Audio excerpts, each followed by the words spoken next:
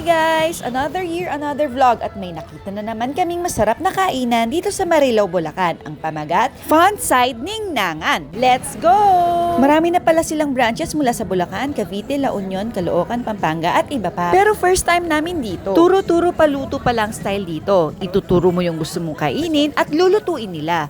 More on grilled ang food dito. Pero meron din silang mga gulay, crispy pata, chicharon at mga sabaw at iba pa. At ayan na nga si Kuya, iniihaw na sa charcoal grill station ang aming order. Napadpad pala kami dito sa Marilao on our way to Bukawi para bumili ng paputok for New Year's Eve.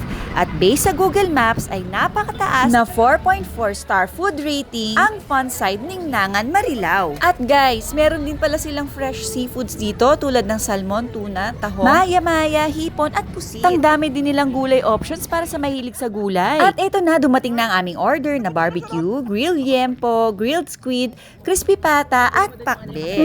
Ang sarap! Siguradong babalikan namin itong Fun Side Ningnangan. At pagkatapos kumain ng masarap na ihaw-ihaw ay nagtungo na nga kami dito sa Bukawi, Bulacan para bumili ng paputok para sa pagsalubong ng bagong taon this 2026. Naway maging mas maluwag, masagana at payapa ang lahat.